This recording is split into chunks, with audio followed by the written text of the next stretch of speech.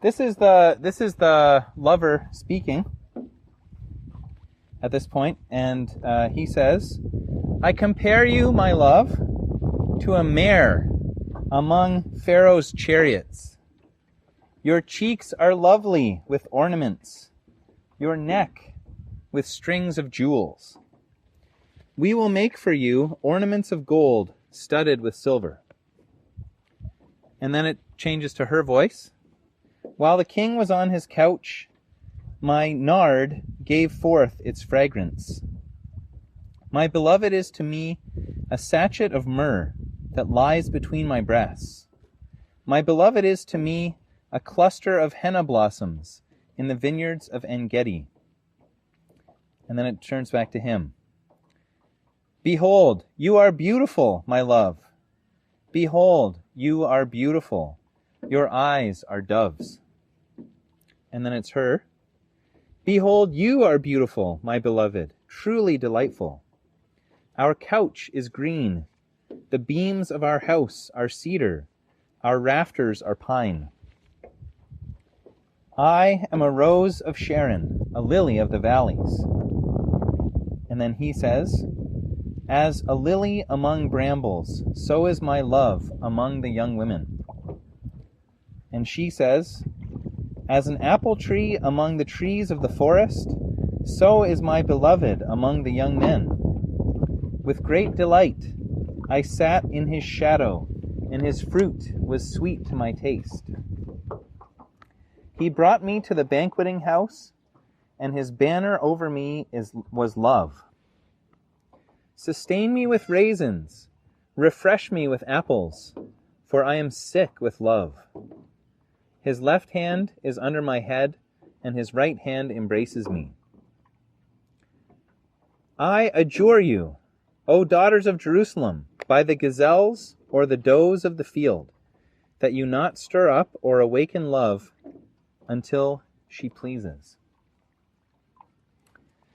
All right, so this is our third sermon on Song of Songs. And the last Sunday we were talking about the bride's holy desire for greater intimacy. She said, "Let him kiss me with the kisses of his mouth," and confessed that his love is better than wine. His name is like fragrant oil poured out. She prayed to be drawn after him. She was brought into the king's chambers in the secret place, having sacred times of intimacy. She also realized about herself. She confessed that I'm dark but lovely because of grace. We are lovely even in our brokenness. So you can see her growing in confidence. And then she prayed to come to the place where he feeds his flock and makes them lie down and have rest. And he answered her and gave her instructions of how to find that place where he is. And so it's kind of a continuation now today of him talking to her in response to her question of how can she find the place where she can be fed and find rest. And he basically gives all these affirmations of her. And do people know about like the 5 love languages? People know about those 5 love. This guy named, I think Gary Chapman, his name is, and he said that in his experience counseling people and couples and stuff, that there's 5 predominant love languages that people speak, and it's different ways that people receive and give love. And one of the languages is words of affirmation, which is I scored pretty low on words of affirmation, but I got married to Jennifer, and that's her top love language. So she receives love by verbal affirmation, by saying something that indicates that you noticing what she's doing and noticing her and expressing and saying things. And it's not really my way that I normally would express love. I would be more like doing things for somebody or spending quality time. we both have quality time as one of our love languages, but Jesus here shows that he knows the love language of words of affirmation very much. And I think that he's talking in response to what he sees of her. He's seen her, the cry of her heart to be in intimacy with him, and this longing to go beyond the status quo. Like she's not happy being like a veiled woman beside the tents of beside the flocks of his friends. She wants to be with him. She wants to be fed and nourished by him, and he sees this cry of her heart and this desire for intimacy, that she's pursuing him, she's responding, and that's where these compliments come from, I think, because it's kind of weird that he starts out by comparing her to a horse. He says, "I compare you to a female horse that's harnessed to Pharaoh's chariots." And I don't know how many ladies here feel like that would be a great compliment from a guy. "I compare you to a horse. You're like a female horse." But I think that Solomon actually had a lot of horses from Pharaoh, because Pharaoh's horses were like the top-notch horses of the day. Like that's where you got horses from if you wanted horses. They're very strong. They were very like well-trained horses. So that's a possible, I mean, there's some other possibilities of where he was going with this horse metaphor, but I think of it in terms of he sees her strength, but her strength in pursuing him is bridled under this desire to obey him, so she's harnessed to the chariot. Anyway, I'm not going to go into that one too much depth, but he then talks about her cheeks. He says, "Your cheeks are lovely with ornaments, and your neck." He appreciates her neck and her cheeks. He says, "Your neck is lovely with strings of jewels." And I want to do a little bit of interpretation here. So cheeks, what do you do with your cheeks? What do your cheeks show about you? Like if you're embarrassed, right, your cheeks get red. Your cheeks kind of display your emotions. They show your feelings, you know? And so he's appreciating her cheeks, and he's appreciating her neck. And if you think about what your neck does, everybody like try turning your head around. Like turn your head like your neck, right? Your neck has this function of turning your head, and where your neck turns your head, that's where your body's going to go. You turn in that direction. I mean, you can walk backwards. By the way, there's a painted turtle on that log over there. A painted turtle is on that log. You can't really see it from where you guys are. Sorry. Don't be distracted. That was a test. Don't be distracted. Okay. But, right, her neck, your neck symbolizes your will and your direction. What direction are you turning yourself, you know? What direction are you turning your attention? And so that's why I think he's noticing these, he really appreciates her direction and her emotions and the emotional life that she's experiencing as she pursues him and as she goes after him. And so then, also there's this talk of ornaments. So there's her natural, there's something about her, it's like her neck and her cheeks, but there's something that's not hers that has been given to her. They're probably gifts from the king. If we're thinking of this as Abishag, the Shulamite, the country girl, you know, the ornaments that she's wearing are probably a gift from the king, these jewels around her neck. And so that speaks of our beauty. The beauty that we have before God is the kind of a chemical reaction that happens between us and his grace. You know, the gift that he has given us to beautify us. And we receive his grace, and it accentuates it brings out the beauty that is in us, and he appreciates that. So, do you think that God cares about your direction. God cares about your little decisions that you make, to pray, to be faithful to him in some way. That he cares about your emotions as your feelings are stirred by his word and by his grace. God cares about it, and he notices it, and he affirms it, and he speaks about how important that is to him in these words of affirmation. And then when she receives his words of affirmation, something happens with her, and she says, "While the king was on his couch, my nard gave forth its fragrance." So now we're in the setting of the king's palace. And the king is at his table or at his couch, reclining. And she comes into the room, and her perfume, her people use nard as a perfume. It had a kind of aphrodisiac quality to it. So it was a very romantic kind of perfume. And this perfume is coming out and filling the room with the fragrance. It's kind of her, and this is very attractive to him. And I think that when you think about the oil, the nard and the fragrance that we have in Scripture, you can think about, does anything come to mind? Anybody having fragrant perfume and pouring it out and it filling the room with the fragrance?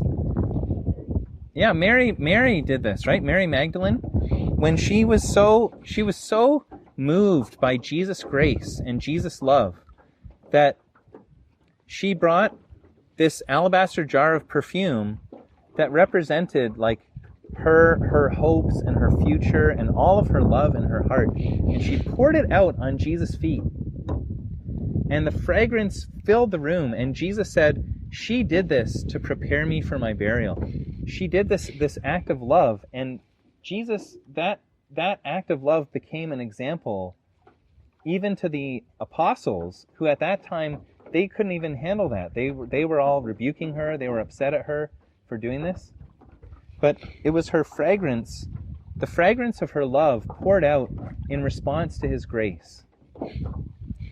And so I think that's what's happening here. You can see in this poem that there's a dynamic of his love and then her receiving his love and what that does to her, and she pours it back out to him.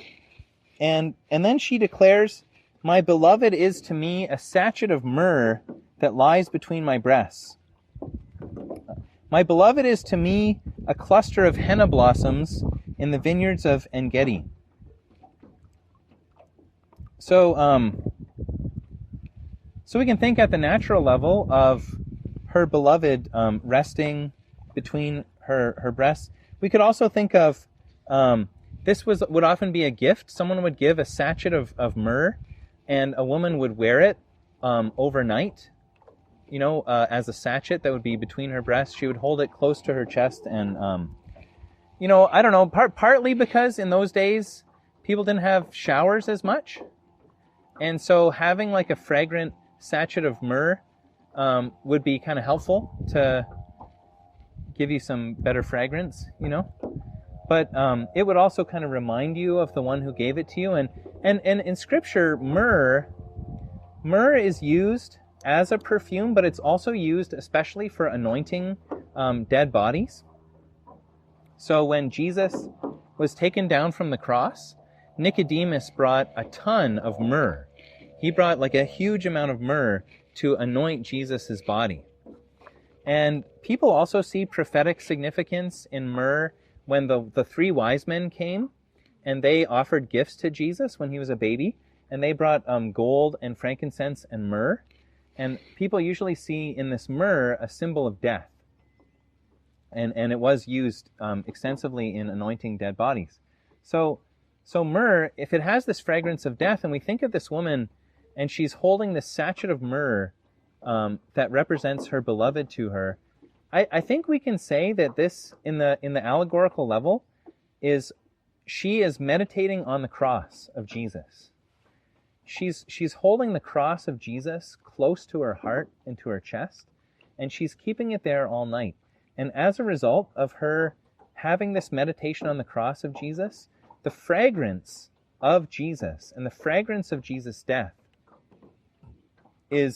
becomes part of her, and she carries that fragrance of Jesus' death in the world and in her life, and it can be smelled by people around. Paul the Apostle spoke of that in 2 Corinthians chapter 4, verse 10 to 12. If you want to look that up, he talked about the fragrance of death, the fragrance of Jesus' death, and how we carry around Jesus' death in our bodies in the world.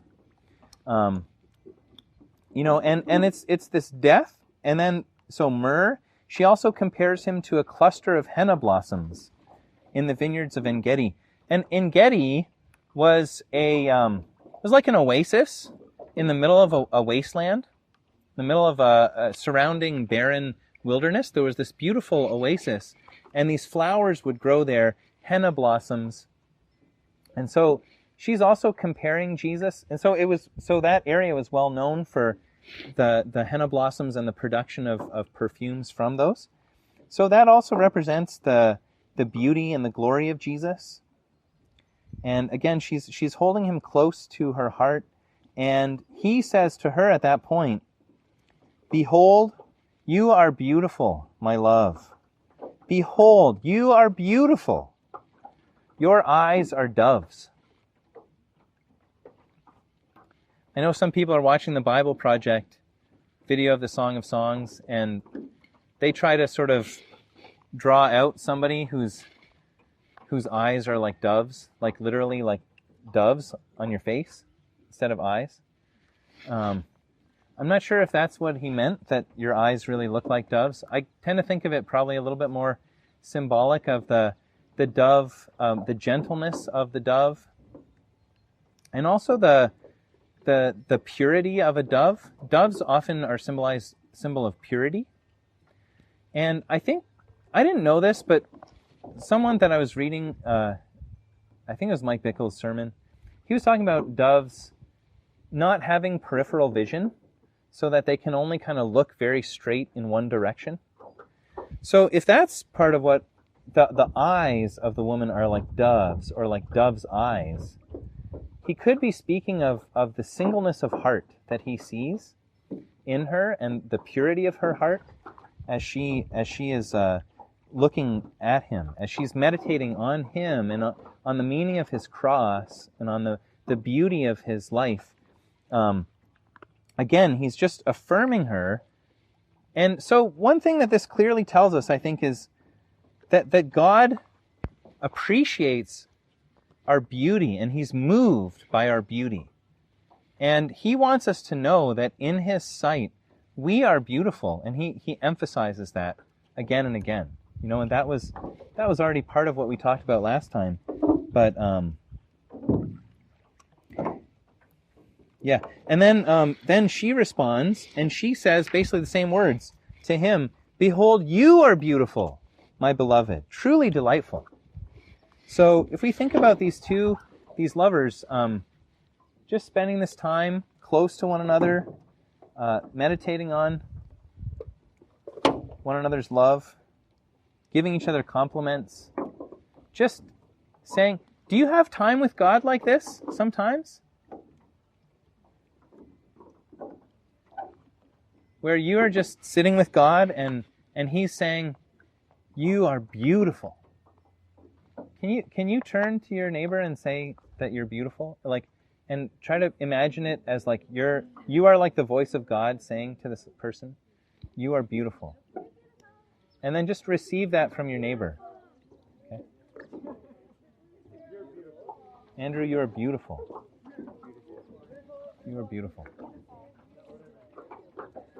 And then when you receive that affirmation of God, Sophie, are you receiving that affirmation of God? You are beautiful. Huh? You're not just a hunchback.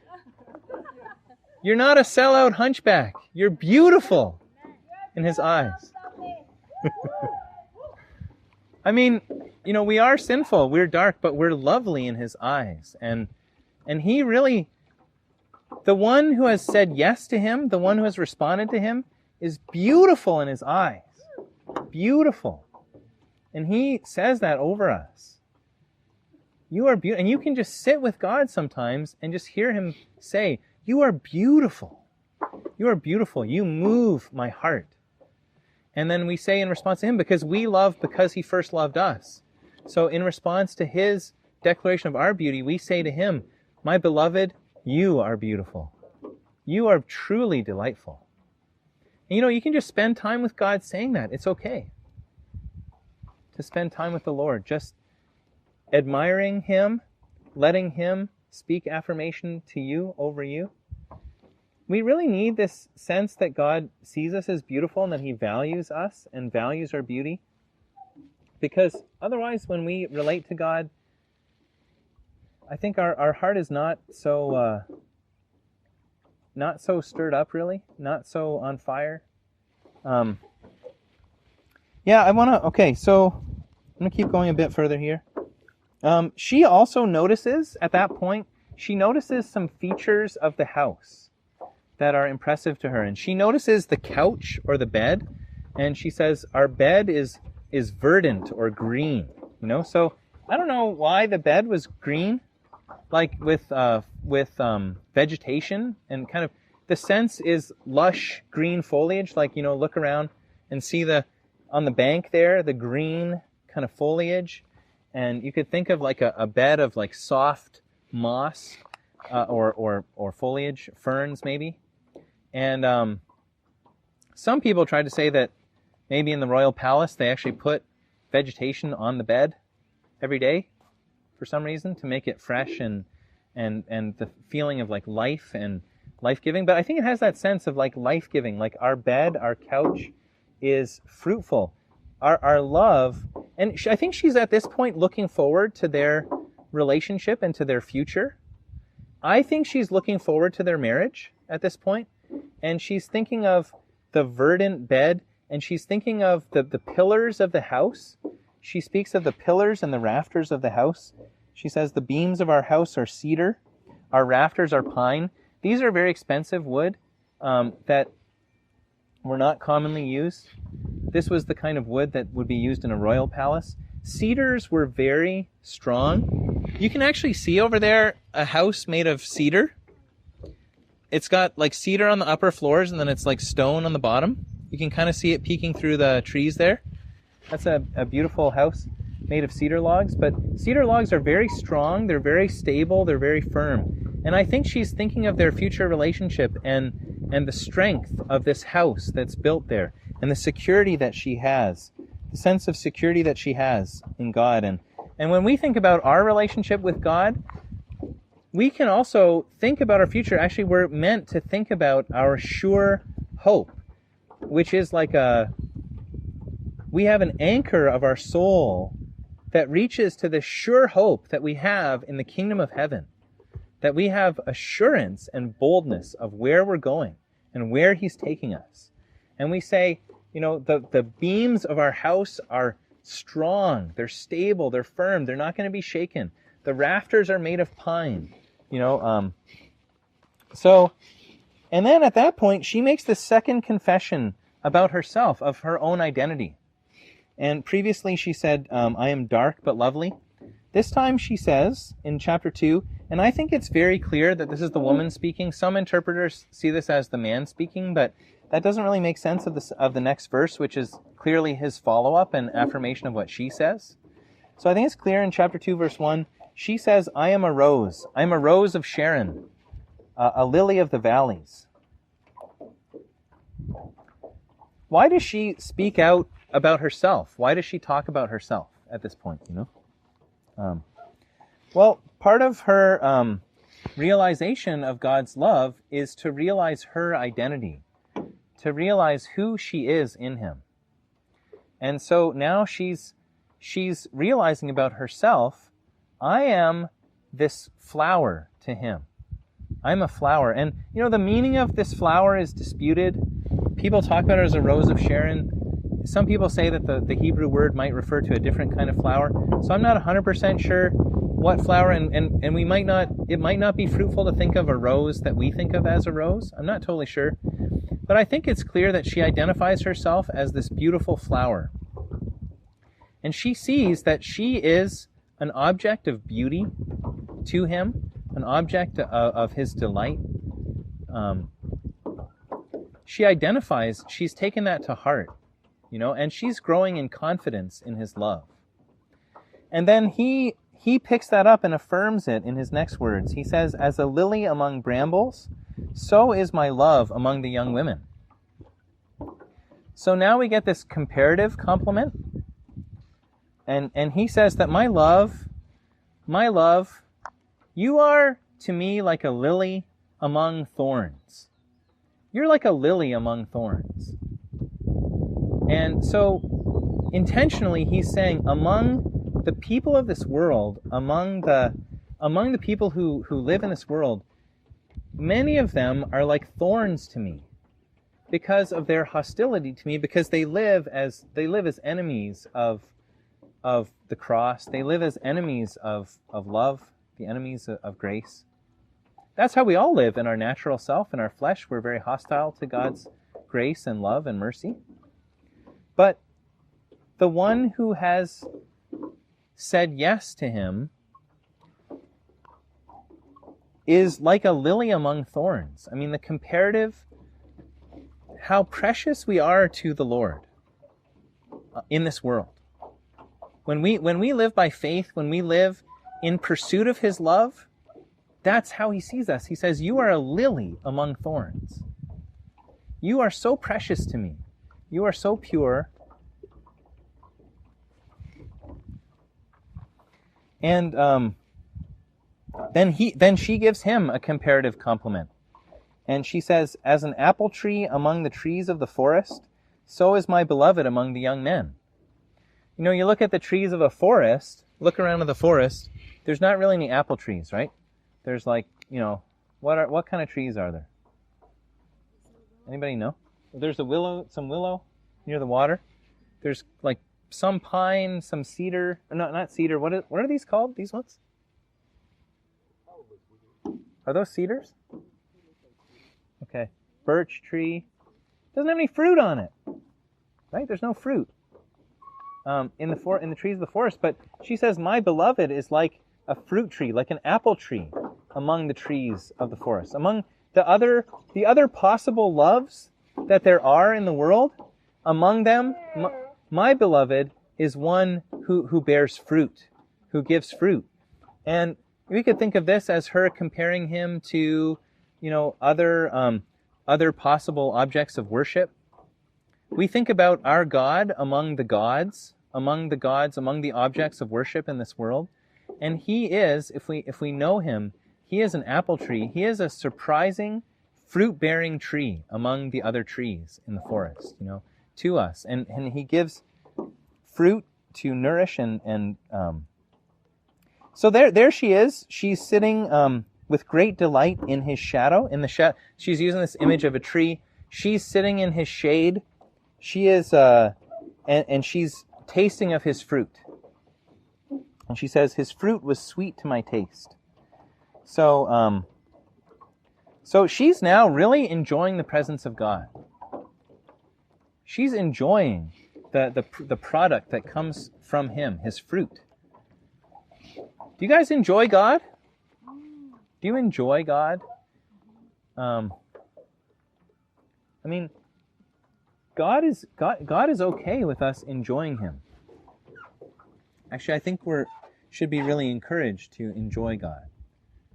Spend time enjoying his goodness. We see this scene where now he's brought her to the banqueting house, and his banner over me is love. So it's going further into this levels of intimacy, and they're just, and she is really being wrapped up in this. In the next verse, she says she's sick with love. She's basically swooning with love. She's overwhelmed with this experience of his love for her. She says, I need to be sustained with raisins. I need to be refreshed with apples, for I'm sick with love. Love sick. You guys ever experienced someone who's love sick? What are they like? Someone who's love sick. Annoying. Yes, they are. They get annoying. Why are they annoying?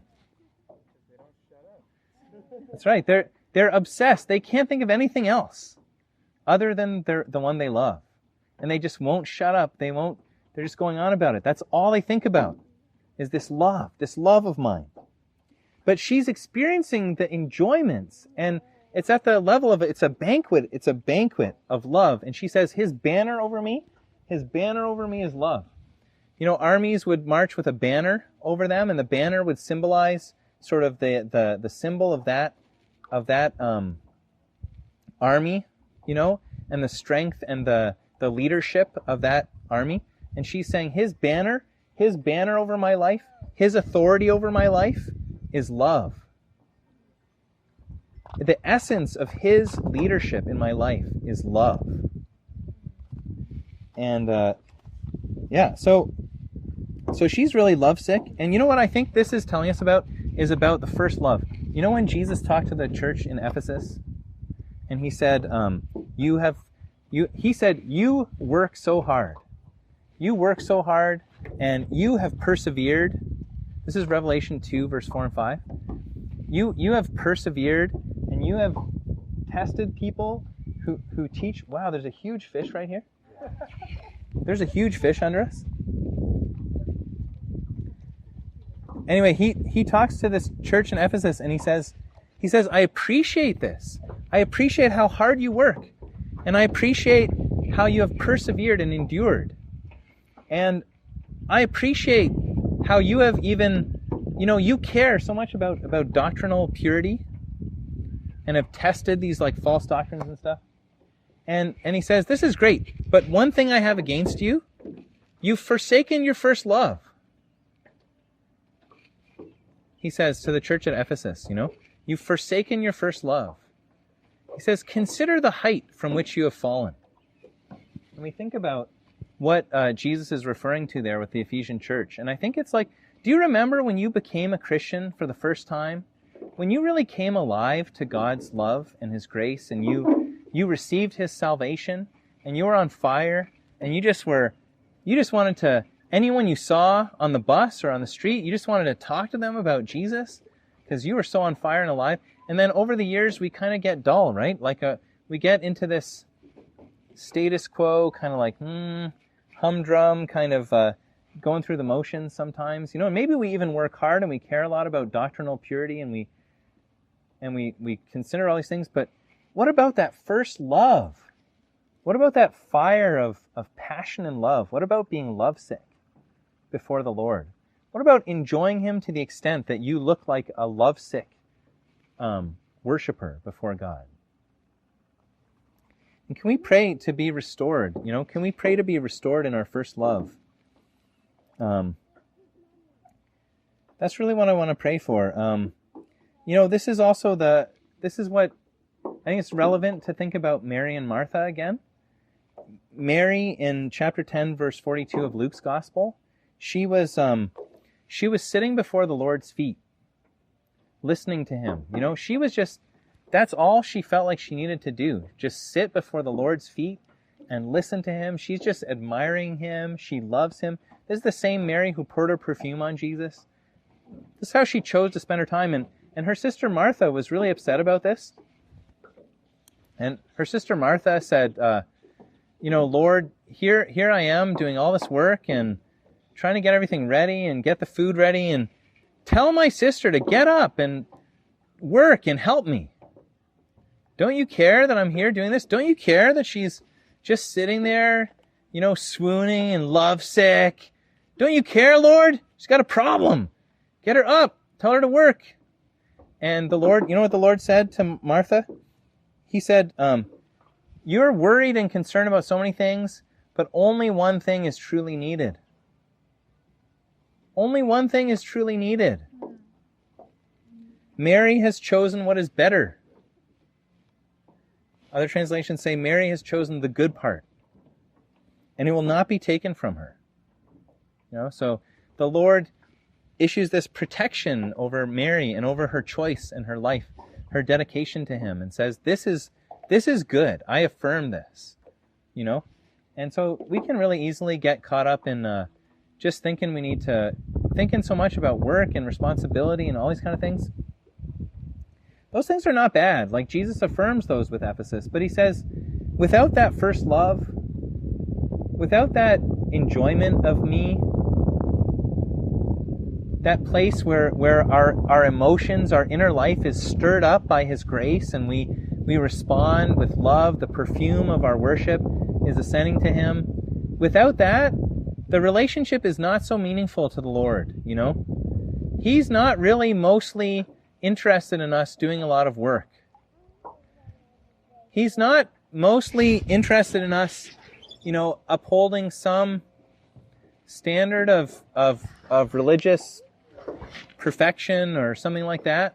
Those are good. Those are good things, but the basis, the foundation is this relationship of love, of this entering into mutual love and enjoyment of one another. It's a relationship. God cares about the relationship itself. That's what he's mostly about. And, you know, do we realize that? And sometimes for me, definitely, I have a lot of sense of responsibility and cares and concerns about that. And so it's easy for me to not keep the priority on my time with the Lord, enjoying him and being in that place.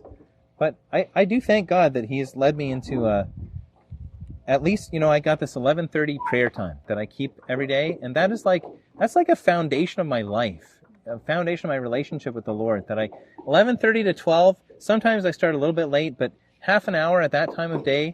And I just sit with the Lord and I just share my heart and I just hear from him and dwell in his word and try to feast on his love. That is like the foundation of my life, to have that focus, you know, and I think that we really need to cultivate that first love, encourage one another and spur each other on. Okay, so she's saying, you know, she's sick with love. I think at this point, she's lying down. Like she's just overcome. She's just lying down. She's, sustain me with raisins. Refresh me with apples. I'm sick with love. She's lying there and his left hand is under her head and his right hand is embracing her and he's just supporting her. And this speaks of the support of God. The way that God supports us is his left hand represents what we can't see, because it's God's provision and his care that we can't see.